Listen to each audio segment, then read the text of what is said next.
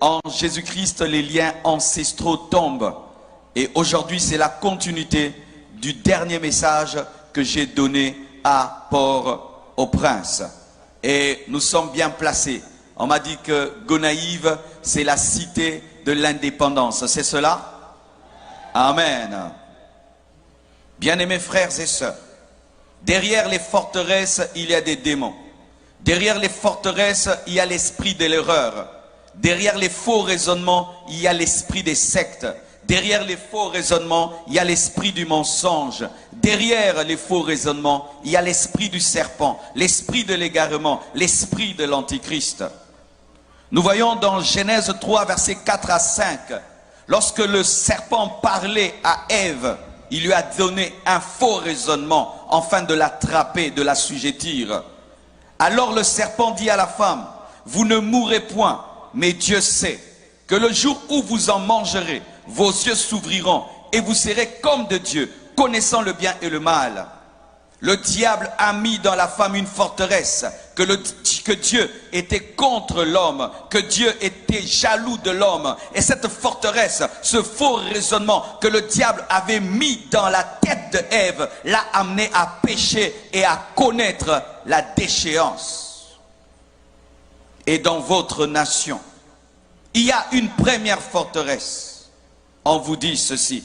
On vous dit que vous souffrez à cause du pacte que vos arrière-grands-parents ont fait avec le diable en buvant le sang d'un cochon.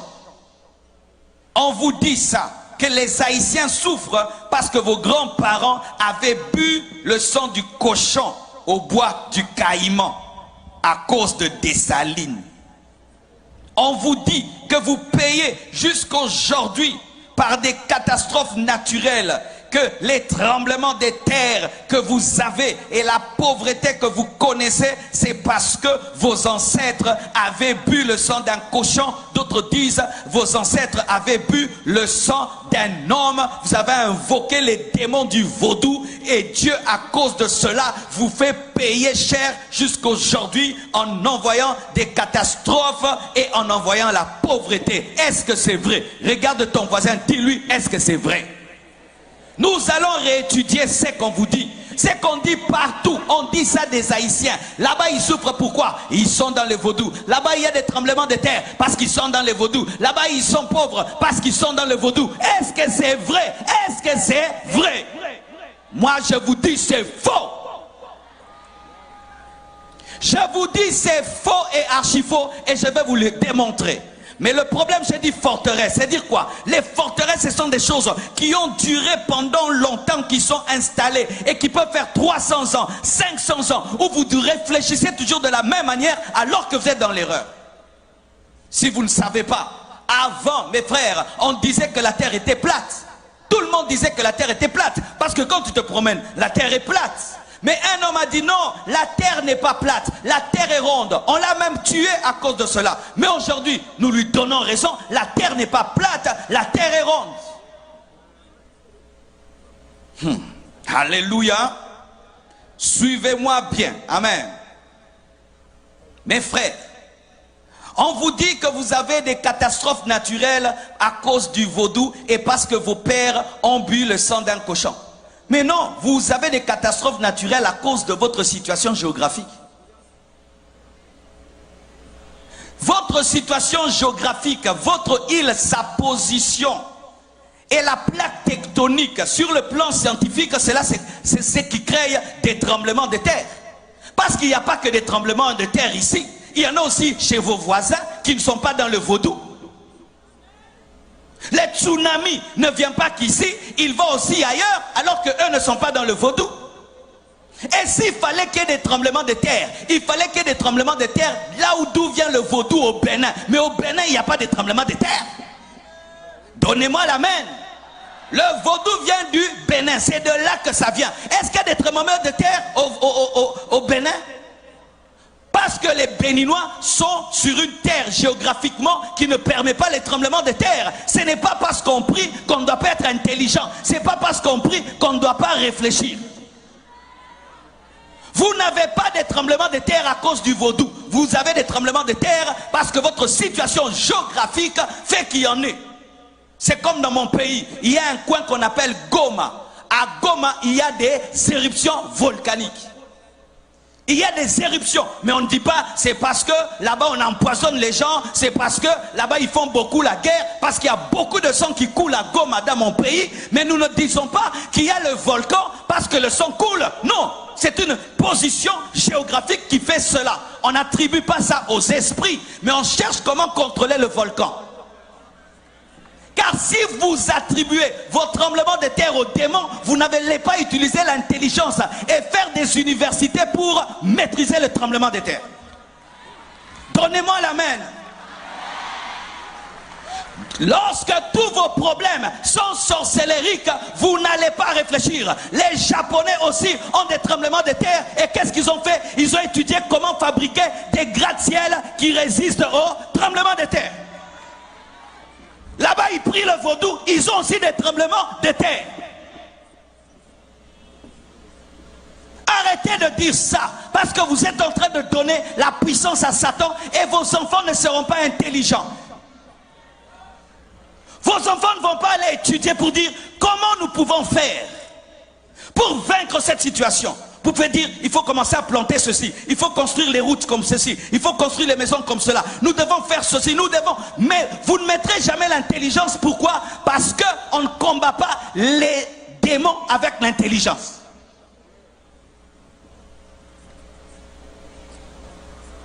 Il fut un temps, devant ma maison, il y avait un gros trou devant la route, un gros trou. Une prophétesse vient me dire, pasteur, j'étais en train de prier et j'ai vu un esprit d'hippopotame. C'est ce qui fait qu'il y ait les trous devant ta maison. L'esprit d'hippopotame. Dites esprit d'hippopotame. Pour elle, le trou devant la maison, c'était l'esprit d'hippopotame. Le trou sur la route, c'était l'esprit d'hippopotame. Quelque temps après, le gouvernement engage des Japonais ou des Chinois pour arranger la route et les Chinois passent par là, ils remblent le trou. L'esprit d'hippopotame était parti parce que ce n'était pas l'esprit d'hippopotame, c'était l'esprit de désordre. C'était l'esprit de désordre. Il fut un temps, un homme qui a la peste, on disait qu'il était maudit. Mais aujourd'hui, avec la technologie, on est en train de guérir la peste. Si tremblement de terre est égal à vaudou, alors partout il y a des tremblements de terre, partout il y a des séismes. Est-ce qu'ils sont dans le vaudou? Et s'il fallait qu'il y ait des tremblements de terre, il fallait que ça commence là où le vaudou a commencé, au Bénin. Mais là-bas, il n'y a pas de tremblement de terre. Vous êtes pauvres parce que le vaudou, vos parents ont bu le sang. Bien aimé. Combien de gens sont en train de boire le sang maintenant? Combien de gens boivent le sang même humain? Pas le sang d'un cochon. Aux États-Unis, dans des pays développés, mais ils sont riches. Quand vous attribuez votre pauvreté aux esprits, vous n'allez pas économiser. Vous n'allez pas avoir une économie forte. Vous n'allez pas vous battre pour avoir une bonne politique. Vous allez dire toujours le diable, le diable, le diable.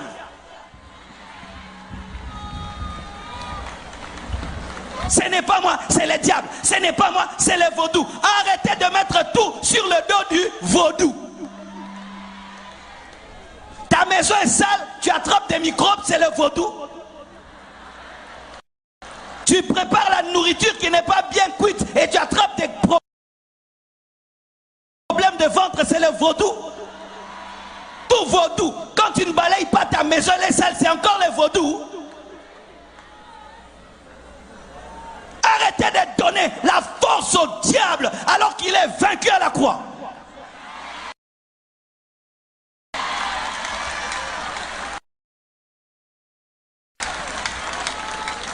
Donne-moi la main que je parle. Alléluia. Les païens et les ignorants peuvent dire cela. Parce qu'ils sont païens, ils peuvent dire des choses pareilles. Nous sommes maudits parce qu'il y a nos parents, on fait ceci, mais pas un chrétien. Parce qu'en Jésus, il n'y a pas de lien de famille. Je dis en Jésus, il n'y a pas de lien de famille. Un chrétien ne subit pas les conséquences des péchés de ses parents. Je répète, un chrétien ne subit pas les conséquences des péchés de ses parents. Je répète, un chrétien ne subit pas les conséquences des péchés des parents.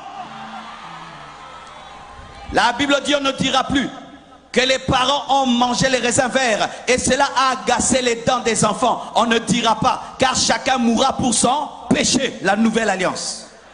Alors ne dis pas que tu es en train de souffrir aujourd'hui parce qu'il y a des années, il y a quelques personnes qui ont bu un sang. Non.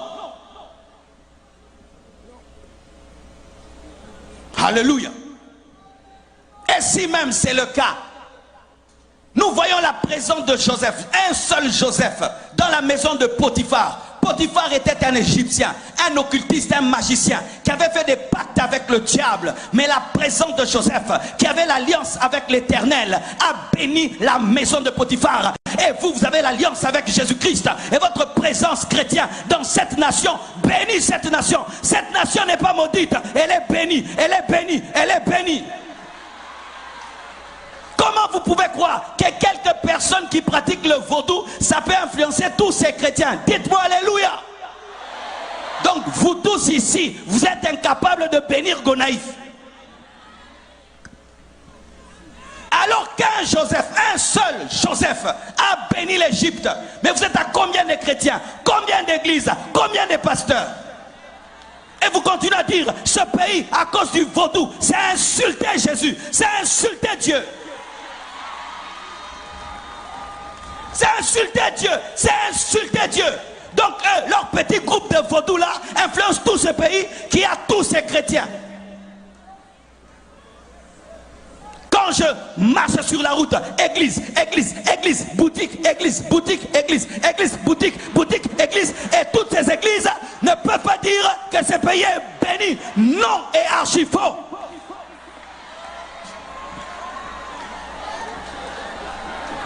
Si c'est le cas, qu'on ferme alors les églises.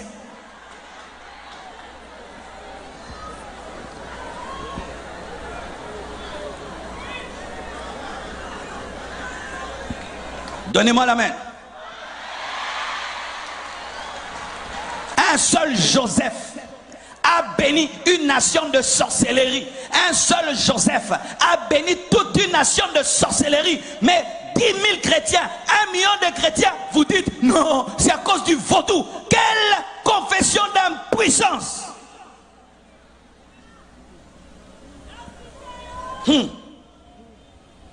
Et écoutez ceci. Les Américains, les Chinois, les Français, n'ont-ils pas fait pire que vous? Les Américains déclenchent des guerres dans des nations.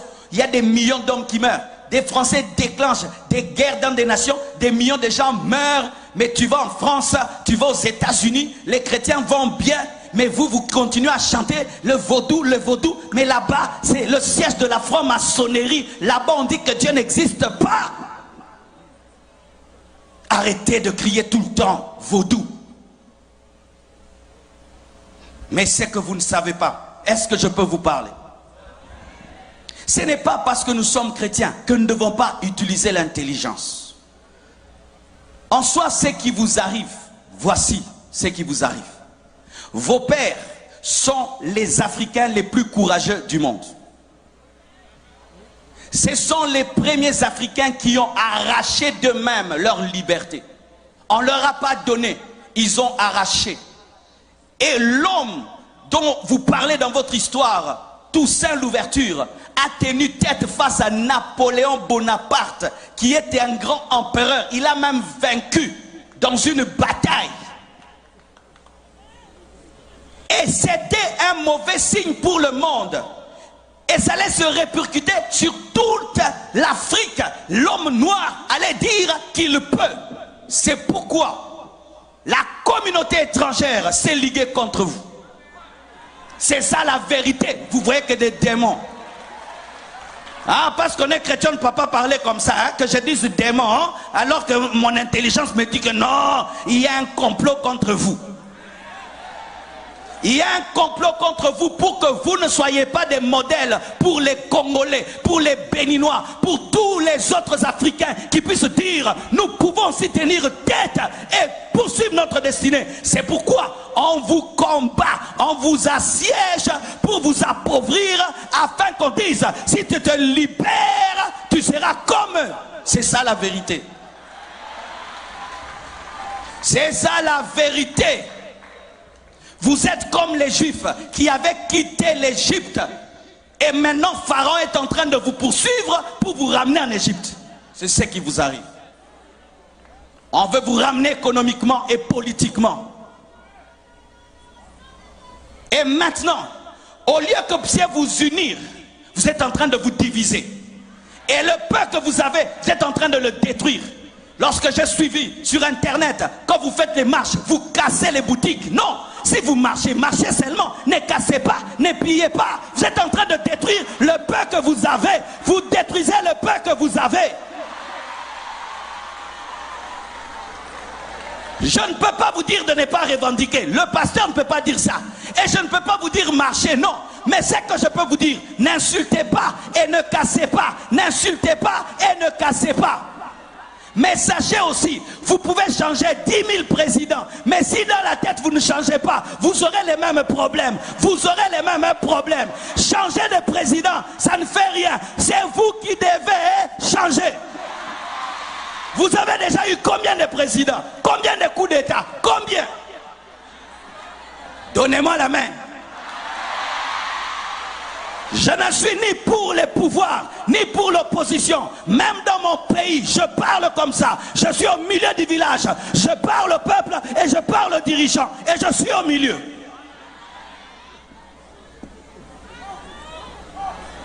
Tu marches, tu viens dans ma boutique, tu me prends tout. Est-ce que ça c'est marcher encore?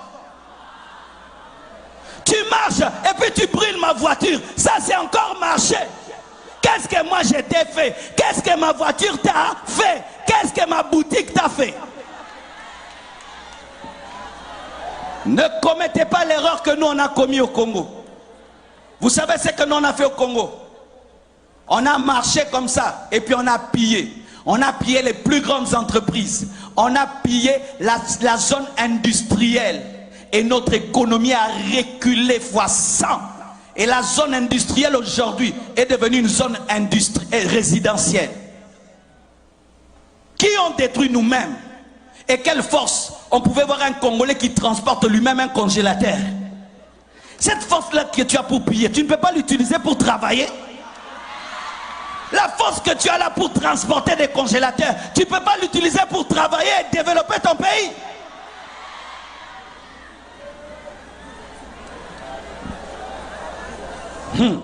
Écoutez ceci. La Bible dit, Marc 3, versets 24 à 25. Si un royaume est divisé contre lui-même, ce royaume ne peut subsister. Les métis de leur côté, les noirs de l'autre côté, les métis de l'autre côté, les noirs. Vous tous venez de l'Afrique, amen, hein? Venez de l'Afrique. Vous êtes des Africains qu'on a posés sur cette île, amen, hein? Arrêtez de vous diviser. Arrêtez de vous diviser. Vous avez une même vision, une même destinée. Arrêtez de vous battre dans le bateau. Vous risquez de renverser le bateau et vous tous, vous allez mourir. Arrêtez. Mettez la paix et mettez les intérêts collectifs en avant. Cessez de mettre les intérêts personnels en avant. Un royaume qui est divisé contre lui-même ne peut subsister. Une nation divisée contre elle-même, cette maison plutôt, ne peut subsister. Faites attention de vous diviser et de vous détruire alors que vous êtes en train de jouer le jeu de vos ennemis. Le jeu de vos ennemis, de ceux qui ne sont pas là mais qui sont là. Pendant que vous déchirez, vous êtes en train de jouer le jeu de Pharaon. Si Israël, pendant qu'il devait traverser la mer Rouge, commençait à se chamailler, Pharaon allait les rattraper. Et vous, au lieu de traverser la mer Rouge, vous vous chamaillez, vous vous chamaillez, vous vous chamaillez. Et puis Pharaon vous attrape et vous ramène en servitude. Vous qui avez étudié, vous qui êtes des têtes pensantes, utilisez votre intelligence avec le Saint-Esprit pour développer votre nation. C'est pourquoi l'église ne doit pas engendrer que des pasteurs, doit engendrer aussi des juristes, des économistes, des professeurs, pas seulement des pasteurs et des prophètes. On ne doit pas seulement avoir des pasteurs. Toi tu seras pasteur, toi tu seras pasteur. Non, toi aussi tu seras ministre, toi tu seras avocat, toi tu seras aussi. Nous ne devons pas seulement avoir pasteur, pasteur, pasteur, pasteur. Nous ne devons pas seulement engendrer des églises, nous devons aussi engendrer des entreprises, pas seulement des églises, des écoles, des hôpitaux, des entreprises, pas seulement des églises. Nous devons avoir des chrétiens qui sont des sénateurs, qui sont des députés.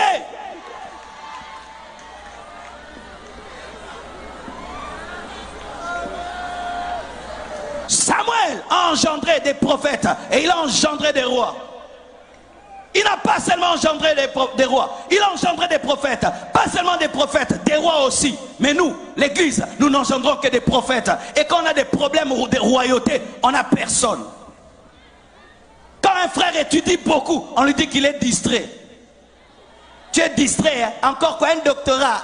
Encore un doctorat. Il a eu un master. Frère, il est jaloux de toi. Aie 2 masters, 3 masters, 4 masters et dirige cette nation.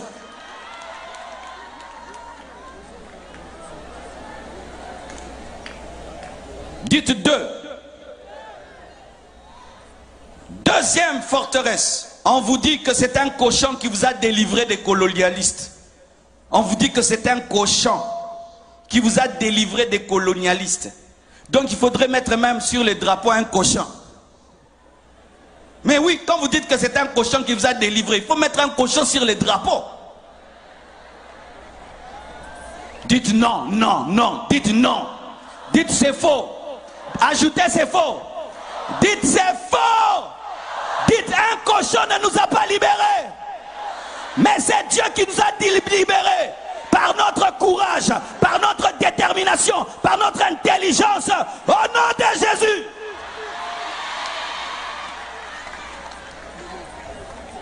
On vous dit c'est un cochon qui vous a délivré. Alors que c'est Dieu qui vous a délivré. C'est votre courage qui vous a délivré. C'est votre détermination, votre force, votre résistance, votre rage de vaincre qui vous a délivré. Votre intelligence qui vous a délivré. Et pour ceux qui ne le savent pas, ce que vous avez connu dans votre pays n'a pas commencé dans votre pays. Le mouvement de libération avait déjà commencé dans le monde. Et le vent de la libération est venu jusqu'ici. Et c'est ainsi que M. Toussaint est entré dans ce vent-là et a revendiqué. Ce n'est pas le vaudou qui a engendré le vent de la libération. Ce vent de la libération existait déjà. En Europe, il y avait déjà des blancs qui étaient contre l'esclavage, qui s'opposaient à cela, qui voulaient l'égalité. Ce n'est pas le vaudou qui a fait ça. Ce vent de liberté n'a pas été déclenché par le vaudou, mais été déclenché par des hommes qui voyaient que c'était mal d'asservir les frères. Mais on attribue ça à qui? Au cochon. On attribue ça au vaudou, alors que c'est un mouvement qui a commencé avant. On présente que ce que vous avez fait au bois du Caïman, un pacte avec un cochon et tout le reste. Mais on ne montre pas le travail que Toussaint a fait pour amener ce réveil-là. Et qu'est-ce que ça fait? Vous donnez toute la gloire aux démons, alors que vous êtes courageux, vous êtes intelligent, vous êtes battu, vous avez compris que le système est en train de changer, il faut entrer, mais maintenant on prend toute cette gloire-là, on donne au vaudou. Cela n'est pas différent d'Israël. Israël est sorti de l'Égypte par la puissance de Dieu. Ils arrivent dans le désert, ils disent quoi? Ils vont faire un veau d'or. Et puis ils font un veau d'or, ils disent quoi? Que c'est le veau qui les a délivrés. Est-ce que c'était le veau d'or? C'est ce que le diable fait toujours. Tu vois un garçon très intelligent, on vient lui dire, on veut te donner l'intelligence pour dominer le monde. Tu vois une belle femme, on dit viens. Satan lui dit viens vers moi, je vais te rendre belle alors qu'elle est déjà belle. Vous allez voir, le grand footballeur, c'est lui qu'on cherche. Viens, on va t'aider à marquer des buts, alors qu'il est déjà un grand footballeur. Quelqu'un chante déjà très bien. Viens, on va te donner le succès, tu auras une belle voix, alors que déjà, il chante bien. Quelqu'un déjà fort, viens, on va te donner les fétiches pour être fort, alors qu'il est déjà fort. Et c'est ce qui est arrivé. Vous étiez déjà courageux. Vous étiez déjà des Africains différents, qui voulaient la liberté. Et maintenant le diable vient s'accaparer de votre victoire pour dire que c'est par lui que vous l'avez fait. Alors que non. Et si vous ne savez pas, c'est une technique dans le monde. Lorsque l'homme blanc fait quelque chose, on dit qu'il est intelligent. Lorsque l'homme noir fait quelque chose, on dit que c'est le hasard. Lorsque l'homme blanc fait quelque chose, on dit que c'est la stratégie. Quand l'homme noir fait quelque chose, on dit quoi? C'est le fétiche. Bien-aimé, La victoire où Toussaint a vaincu Napoléon Bonaparte pendant longtemps n'était pas écrite. Elle n'était même pas étudiée dans les universités. Pourquoi? On ne pouvait pas reconnaître qu'un noir avait gagné un blanc. Et quand on veut reconnaître cela, on dit quoi? C'était les vaudous qui l'a permis. Non, il était plus intelligent que Bonaparte. Il était plus intelligent. Mais maintenant, tout ça, toute cette histoire, cette belle histoire formidable que nous devons, nous, étudier dans nos pays, dans nos universités, vous donnez ça aux vaudous.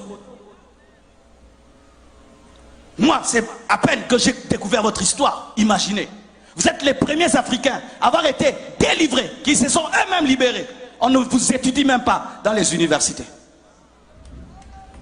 Mais quand on parle de vous, la nation du vaudou, alors que vous deviez être même des exemples pour tous les Africains, nous devions tous venir ici vous poser des questions. Mais vous prenez cette gloire, vous donnez au diable. Et les gens ont peur même de venir ici à cause du vaudou, alors qu'on ne sent même pas le vaudou. Regardez l'atmosphère. Est-ce que vous me comprenez? Est-ce que vous comprenez ce que je dis? La gloire qui est à Dieu a été donnée au veau d'or. Et la gloire qui est à Dieu dans votre nation a été donnée à un cochon. Mais qu'est-ce que Moïse a fait? Il a détruit le veau d'or. Et l'église venait détruire ce cochon. Église, détruisez ce cochon. Pasteur, quand vous prêchez, détruisez ce cochon. Détruisez. Dites, ce n'est pas lui. Ce n'est pas lui. Comme Moïse, détruisez les cochons. Dites à vos fidèles que c'est faux. Dites à vos enfants que c'est faux. Donne-moi la main, je vais te parler. C'est le cochon-là qui a pris les armes. Hein? C'est le cochon-là qui avait des stratégies. C'est le cochon-là qui sautait des murs. C'était le cochon. C'était le cochon. C'était qui? C'était vous. Avec Dieu, c'était vous. Et vous donnez toute cette gloire au diable et aux démons. Ainsi comme on ne peut pas étudier la sorcellerie à l'université, ben, on saute cette partie-là, alors que vous êtes des exemples pour nous tous.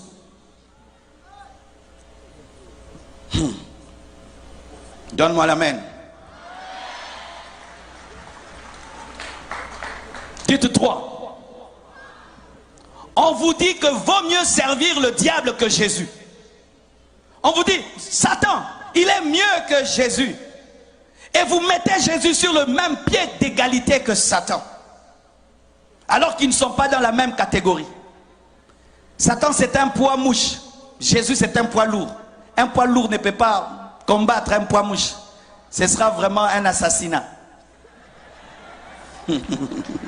Alléluia.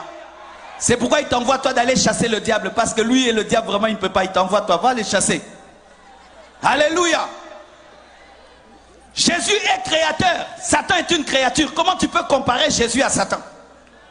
Jésus crée, le diable copie. Comment tu peux comparer Jésus à Satan? C'est Jésus qui a créé Satan. Comment tu peux comparer une créature de son créateur? Et même on vous présente des bons Satans, des bons démons. Vous avez des bons démons. Des bons démons que vous invoquez, vous dansez pour eux. Vous avez même des chorales pour les bons démons. Des chorales pour les démons. Chorale. Vous avez même des uniformes pour les démons. Des uniformes bleus, blancs.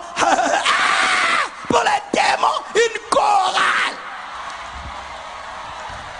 Arrêtez ça. Sortez de ces chorales. Si tu es dans cette chorale, quitte cette chorale. Quitte. Il n'y a pas de bon Satan, il n'y a que de mauvais Satan. Car la Bible dit dans Jean 10, verset 10, le voleur ne vient que pour voler, il vient que pour détruire, il vient que pour tuer. Mais vous présentez des bons Satans, des bons démons, des démons qui prophétisent, des démons qui guérissent, des démons qui révèlent le futur, des démons qui accomplissent des miracles. Mais sachez que tout ce que tu reçois du diable, tu le paieras très très cher. Il n'y a pas de bon Satan. Il n'y a pas de bon démon. Il n'y a pas le démon qui protège la famille. Si vous avez un démon dans votre famille qui vous protège, il vous détruit. Il n'y a pas un démon protecteur. Il n'y a que des démons destructeurs.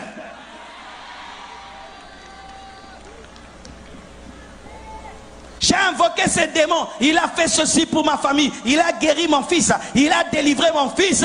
Quand le diable guérit la tête, il te donne une maladie des pieds. Quand il guérit les pieds, il donne une maladie au dos. C'est un voleur et un escroc.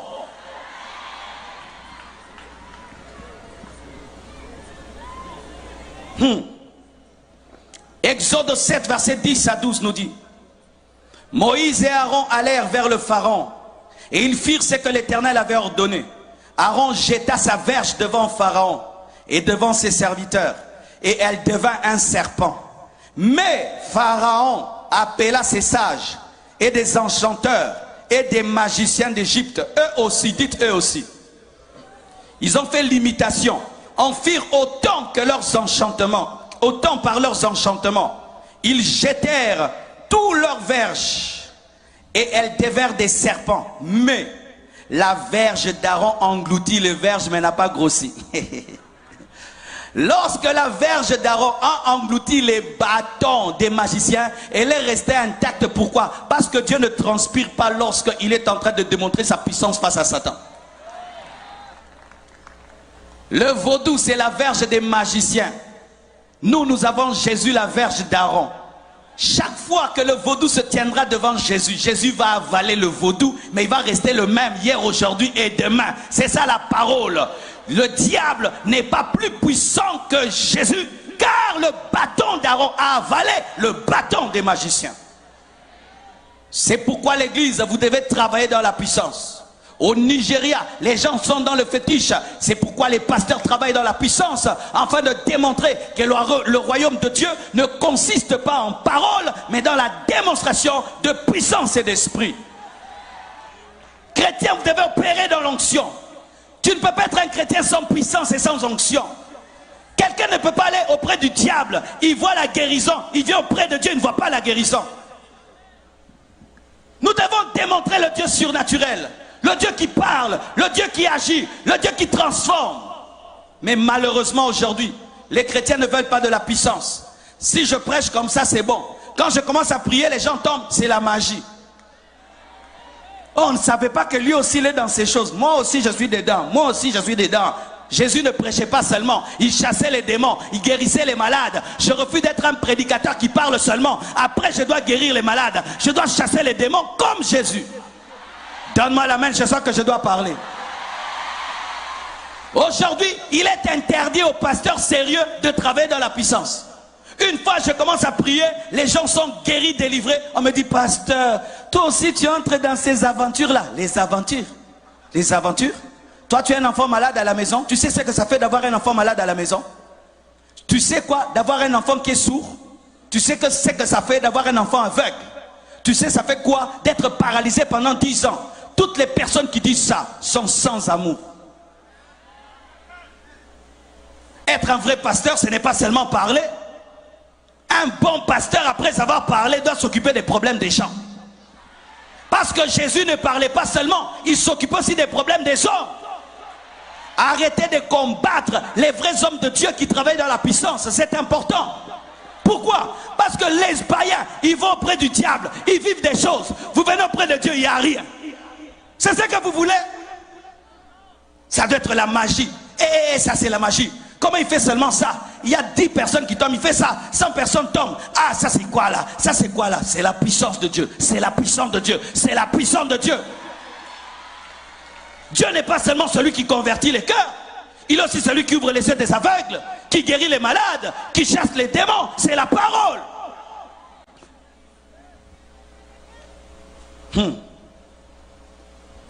Quatrièmement, on vous dit que l'idolâtrie est une forme de spiritualité positive. Alors il y en a qui adorent le feu. Comment tu peux adorer le feu qui peut s'éteindre? Tu adores le feu. Oh feu, je t'adore, et puis il y a la pluie. Le feu disparaît. Oh, la pluie a tué mon Dieu. Comment tu peux adorer l'eau? Vous vous lavez dans l'eau. Vous lavez dans l'eau et vous adorez l'eau. Vous adorez l'eau. Alors que l'eau peut connaître l'évaporation et peut sécher. Oh mon Dieu, c'est évaporé. Comment tu peux adorer une statue que toi-même tu as fabriquée? C'est toi-même qui l'as fabriqué. La tête, les pieds, les ventres, les yeux, la bouche, Toi-même, tu le crées. Tu lui dis, tu auras 1 mètre, tu auras 2 mètres, tu seras mince, tu seras gros, tu seras beau, tu seras vilain. C'est toi qui détermines. Et pour qu'il soit stable, tu dois mettre des clous. Il fait comme ça. Dieu bouge, Dieu bouge. Mets les clous là-bas. Non, il est penché. Dieu est penché, Dieu est penché. Mets tout droit. Dieu est debout, Dieu est debout, Dieu est debout. Dis sottises, dis bêtises. Dis bêtises. Ajoute 10 bêtises. Comment moi je te crée, je t'adore? C'est toi qui dois m'adorer parce que je t'ai créé. Comment je te crée en bois, en ciment, et puis encore je me prosterne devant toi? Ça n'a pas de sens. Ça n'a pas de sens. Tu prends le bois de ta maison, toi-même tu le coupes, toi-même tu le tailles, et puis tu l'adores encore. Est-ce que ça a du sens? Ça a du sens. Et c'est toi qui dois veiller sur Dieu, que personne ne touche Dieu. Et tu essuies Dieu, et Dieu est sale, Dieu est sale. Et Dieu est penché, et arrangeons Dieu. Et Dieu... Mon Dieu, on ne le suit pas. Mon Dieu, on ne le protège pas. Mon Dieu ne disparaît pas. Mon Dieu ne meurt pas. Mon Dieu est éternel. Viens vers Jésus. Jette tes idoles. Jette tes statues. Jette. Jette tes fétiches. Jette ça. Jette, jette, jette. L'idolâtrie est une vanité. Et sachez que derrière chaque idole, il y a un démon. Derrière chaque idole, il y a un démon qui vient se cacher pour que tu croies que l'idole fait quelque chose, alors que l'idole ne fait rien. C'est un esprit qui est derrière l'idole qui agit. C'est pourquoi ne faites même pas d'idole représentant Jésus. Parce que vous ne connaissez pas son visage. Ne faites pas d'idole représentant Paul. Oh Saint Paul. Toi tu l'avais vu. Des idoles représentant Marie avec une belle taille. Et si elle était grosse? Toutes les Maries sont jolies. Et si elle était grasse? C'était écrit dans la Bible que Marie était comme une miss. Toutes les Maries sont miss. Et si Marie était grosse? 1m40. Dis à ton voisin, toi tu as déjà vu Marie? Et vous mettez des photos de Jésus dans vos maisons. Vous avez déjà vu Jésus avec des photos de Jésus dans vos maisons? Celui-ci Jésus les yeux bleus, l'autre Jésus les yeux verts. Maintenant Jésus avec quels yeux? Il faut l'adorer en esprit, en vérité, en esprit, en vérité, en esprit, en vérité, en esprit, en vérité. Le chrétien n'adore pas devant des statues, ni devant des photos. Il prie en esprit et en vérité. Et enlevez même les photos des saints de vos maisons. Ne priez pas devant les photos.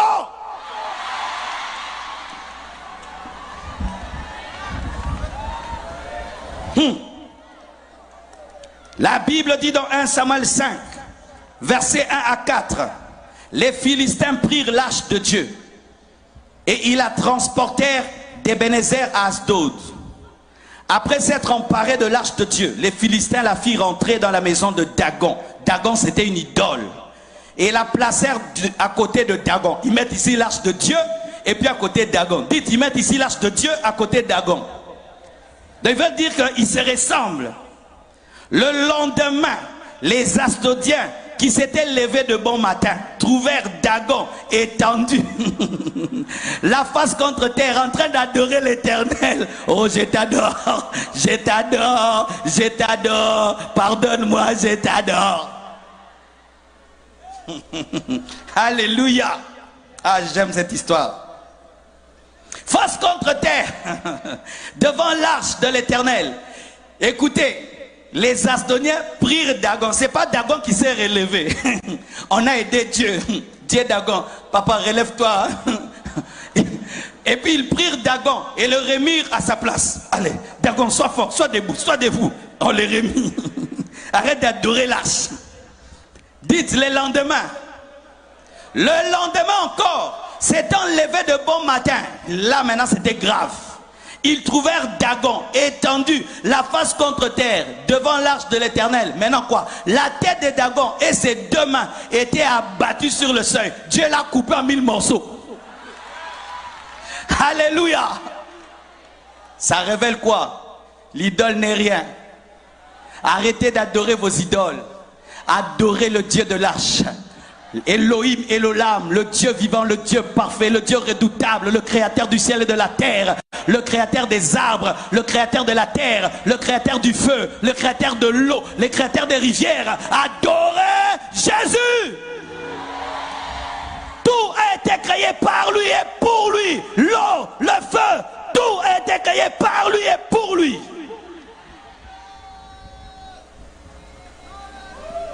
Alléluia. Arrêtez de vous laver dans des rivières à la prière. Vous vous lavez dans des rivières sales. Tu t'es sali, mon frère. Ce Dieu-là, il n'est pas propre. Ça, c'est quel Dieu qui te fait laver dans une rivière sale? Et vous êtes à 50 dans la même rivière, sans pudeur. Une maman doit se laver elle-même dans sa salle de bain avec propreté. Mais un Dieu qui te pousse à te laver à 100 personnes dans une rivière en train de vous laver, vous pensez que ce Dieu-là est Dieu? Dieu, c'est la perfection, c'est la propreté, la respectabilité, l'honneur. Une maman de 50 ans qui se lave à côté d'un enfant de 12 ans. Si seulement tu réfléchis, tu te rendras compte que ça, ce n'est pas de Dieu.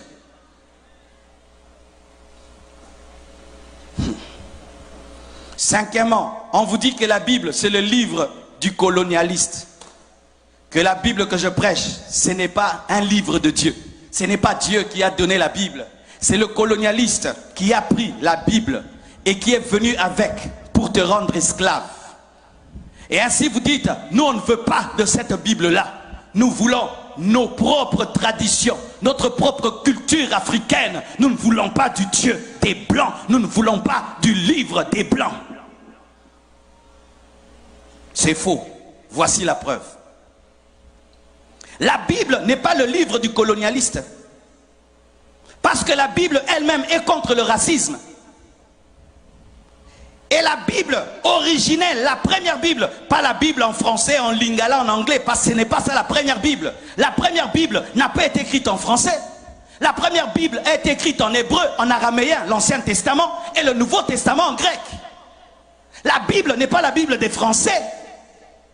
La Bible n'a pas été écrite dans sa première version en français, ni en anglais. C'était en araméen, c'était en hébreu, c'était en grec. Et ce ne sont pas les Grecs qui sont venus ici, ni les Hébreux, ni les Araméens, ce sont les Français. Donnez-moi la main. Alors, mes frères, la Bible n'est pas le livre du colonialiste. Pourquoi? Parce que la Bible reconnaît l'Égypte, reconnaît l'Afrique, comme étant la puissance mondiale au temps de Moïse. La Bible reconnaît qu'il y avait une nation africaine qui était la plus puissante de la terre. Si la Bible était la Bible du colonialiste, elle n'allait pas reconnaître que les Africains, pendant un temps, dominaient la terre. Aussi, la Bible reconnaît la reine de Saba de l'Éthiopie et reconnaît que c'était parmi les plus grandes reines de ce temps-là. La Bible reconnaît l'Éthiopie et reconnaît l'élévation de la reine de Saba.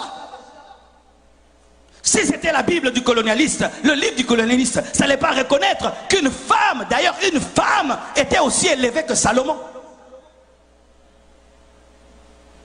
La Bible reconnaît que c'est un Africain, Simon de Cyrène, qui a aidé Jésus lorsqu'il avait du mal à porter la croix. Quand Jésus portait la croix, qui est venu pour l'aider? C'est Simon de Cyrène. Cyrène, c'est la Libye. Donc ce sont les Africains qui sont venus aider Jésus quand il devait monter à la croix. Donnez-moi la main. La Bible reconnaît. Quand on a voulu tuer Jésus, il a fui où? En Égypte, quand il était un enfant. C'est l'Afrique qui a reçu Jésus quand il était bébé. Lorsque le peuple de Dieu a voulu mourir de faim, quelle est la nation qui les a reçus? C'est l'Égypte qui a reçu Jacob et Joseph. à Goshen, c'était l'Afrique. Si la Bible était la Bible du colonialiste, comment la Bible peut reconnaître autant de qualités à l'Afrique? Donne-moi la main. La Bible reconnaît que l'un des plus grands prophètes de l'Ancien Testament, Moïse, a grandi où? En Afrique, en Égypte. Il est né où? En Afrique, en Égypte. Il a été élevé par qui? Par des Africains. Parce que les Africains, ce sont eux les Égyptiens. Les Égyptiens étaient des Africains. C'est aujourd'hui l'histoire. On nous montre les Égyptiens avec des Égyptiens qui avaient des nez pointus. Non.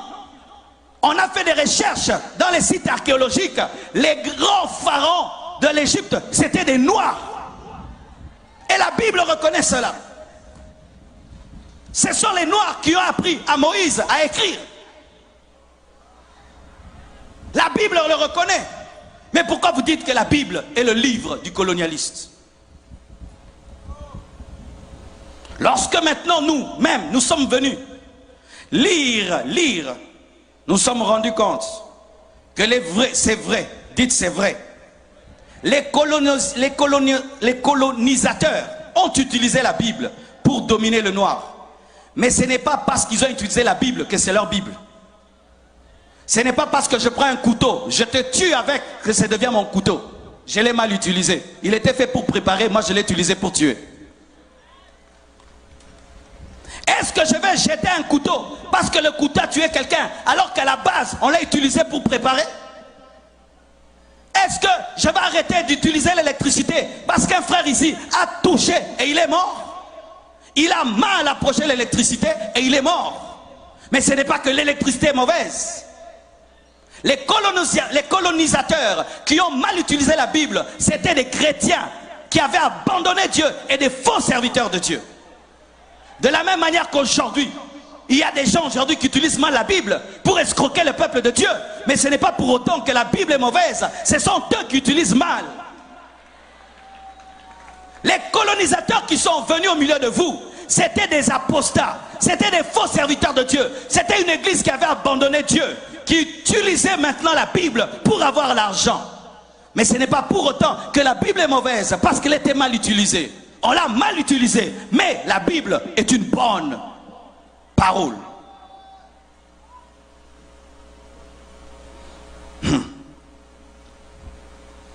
Mes frères et sœurs, une vraie église n'encourage jamais la méchanceté. Pourquoi on dit toujours que la Bible, c'est le livre des colonisateurs? Mais on ne parle pas de Martin Luther King. Martin Luther King aussi a utilisé la Bible. C'était un pasteur, mais il a utilisé la Bible contre le racisme. Et aujourd'hui, on a eu un Barack Obama qui est devenu président des États-Unis. C'est la Bible qui a fait qu'il y ait la fin de la ségrégation raciale aux États-Unis. C'était la Bible.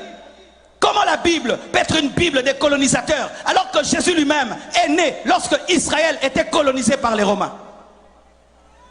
Jésus est né dans la colonisation, il a trouvé la colonisation, les Romains dominaient les Juifs. Comment il peut encourager cela? Quand tu as des forteresses dans ta tête, quand on prêche comme ça, il est venu nous prêcher encore, le Dieu des Blancs, les dieux des Blancs, les dieux de Blancs. La Bible là, elle a été utilisée pour nous dominer. Frère, il y a des gens qui mélangent mal la nourriture et puis qui s'empoisonnent. Est-ce que tu arrêtes de manger pour autant? Qui arrête de manger parce que quelqu'un a mélangé une nourriture avec une autre qui l'a empoisonné? Tu dis non, il n'a pas bien mangé, mais la nourriture est bonne, mais lui n'a pas bien mangé. Ce n'est pas parce que quelqu'un a mal utilisé la Bible que la Bible est mauvaise.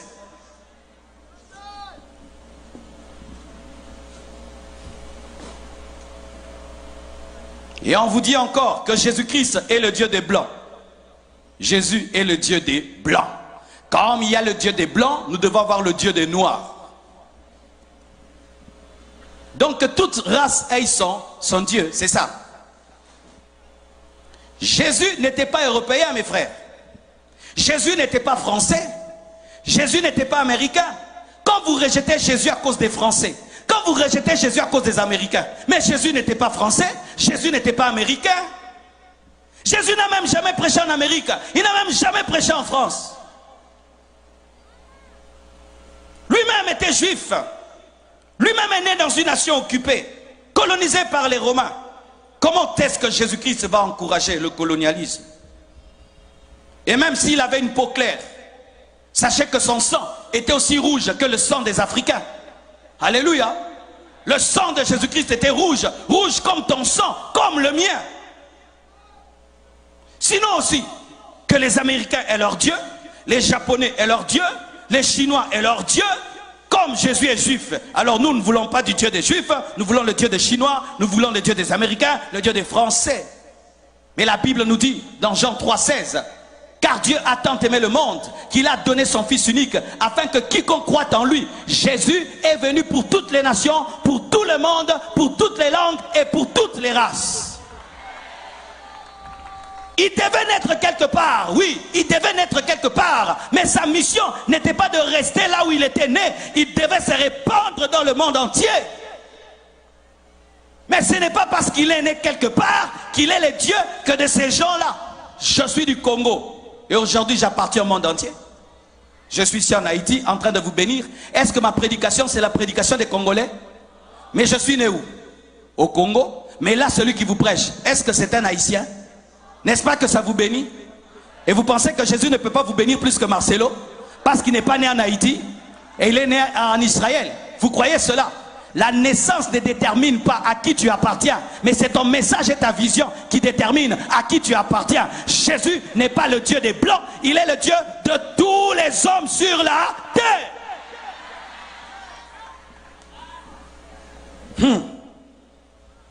Je vais vous donner deux passages clairs dans la Bible qui révèlent que Jésus-Christ n'est pas le Dieu des Blancs et pas le Dieu des Noirs. Galates 3, verset 28 à 29. Galates 3, 28 à 29. La Bible dit, il n'y a plus ni juif ni grec. Il n'y a plus ni esclave ni libre. Il n'y a plus ni esclave ni... C'est ce que la Bible dit. Il n'y a plus d'esclave ni libre. Il n'y a plus ni homme ni femme, car tous vous êtes un en Jésus-Christ. Et si vous êtes à Christ, vous êtes donc la postérité d'Abraham, héritier de la promesse. Les Haïtiens sont la postérité d'Abraham. En Jésus, vous êtes la postérité d'Abraham. En Jésus, vous êtes la postérité d'Abraham.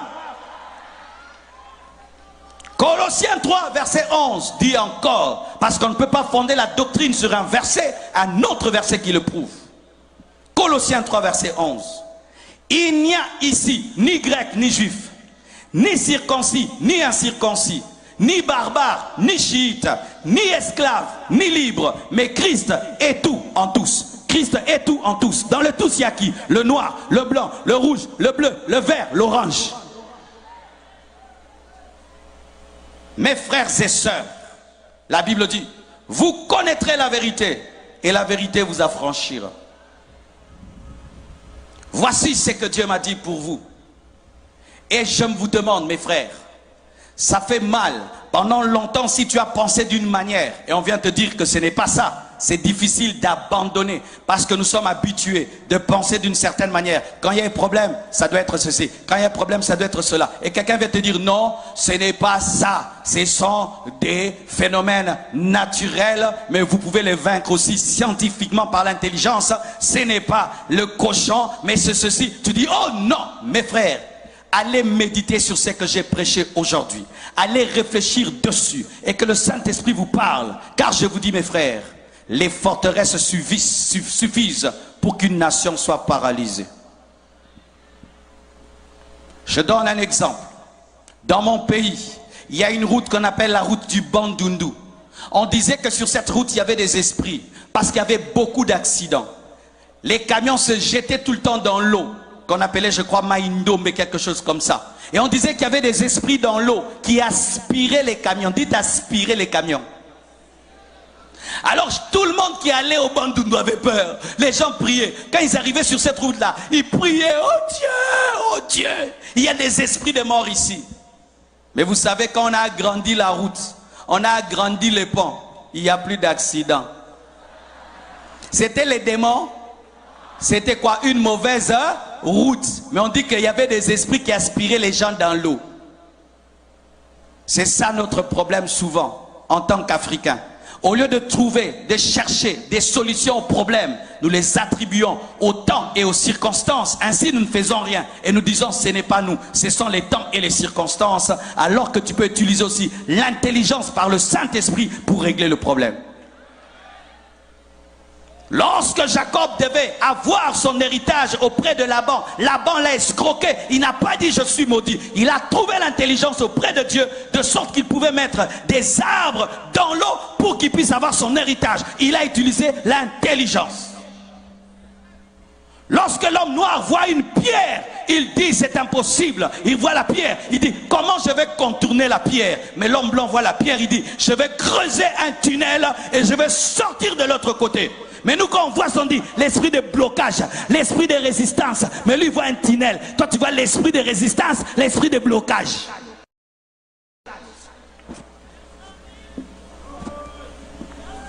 Réveillez-vous, mes frères et sœurs. J'aimerais vous dire la vérité. Lorsque je suis venu en Haïti et je suis venu au Gonaïve, je pensais que je vais trouver une terre détruite, anéantie. Vous avez un beau pays. Vous avez un beau pays. Et je ne veux pas rendre jaloux ceux de Port-au-Prince, mais moi j'aime Gonaïve plus que Port-au-Prince. Pardonnez-moi, ne soyez pas jaloux, hein? C'est ma liberté. Vous voyez ce vent-ci, waouh! Vous avez des belles routes. Mais vous avez un paradis. Vous savez ça? Est-ce que vous savez ça? Vous voulez tous aller aux États-Unis alors que vous avez un paradis? Vous avez un paradis. Vous avez un paradis. Vous voulez tous aller aux États-Unis. Si vous tous allez aux États-Unis, qui restera dans ce pays? Qui va bâtir ce pays? Qui restera ici? Et je ne suis pas en train de vous flatter parce qu'on est habitué, les évangélistes flattent toujours. Je vous assure, si vous mettez tout votre cœur ici, vous mettez votre intelligence, vous allez aux États-Unis, vous étudiez, vous prenez ce que vous avez vu là-bas, vous amenez ici, vous amenez ici, ce que vous voyez là-bas, vous amenez ici, ce que vous voyez là-bas, vous amenez ici. Faites comme les Chinois, faites comme les Chinois. Dans tous les avions que tu prends, tu vois les Chinois. Ils partent, mais ils reviennent. Ils partent, mais ils reviennent. Quand ils voient, vous faites du Nike, ils font du Nike. Vous faites de Adidas, ils font Adidas. Vous faites Texas, ils font Texas. Les Chinois aussi, ils exagèrent. Mais voyez comment ils se développent. Mais vous êtes parmi les Africains qui sont les plus nombreux aux États-Unis. Partout tu vas aux États-Unis, tu trouves des Haïtiens. Tu vas au Canada, tu trouves des Haïtiens. Des pays développés. Pourquoi vous allez là-bas? Et là, j'aimerais parler à la diaspora haïtienne dans le monde. Qu'est-ce que vous faites aux États-Unis? Si vous ne construisez pas des écoles ici, qu'est-ce que vous faites aux États-Unis? Si vous ne ramenez pas l'intelligence et la technologie ici, qu'est-ce que vous faites là-bas? Qu'est-ce que vous faites là-bas? Pour envoyer des photos, vous êtes habillé en Nike, habillé en Adidas, vous êtes en train de faire brancher comme paf dadu, paf dadu, paf dadu, paf paf. Revenez bâtir votre nation, investissez dans votre nation, construisez des écoles et des hôpitaux. Les Juifs étaient répandus dans le monde entier. Mais ils sont rentrés dans leur pays, qui était un désert, Et ils ont bâti la grande nation. Tout le monde va en tourisme en Israël.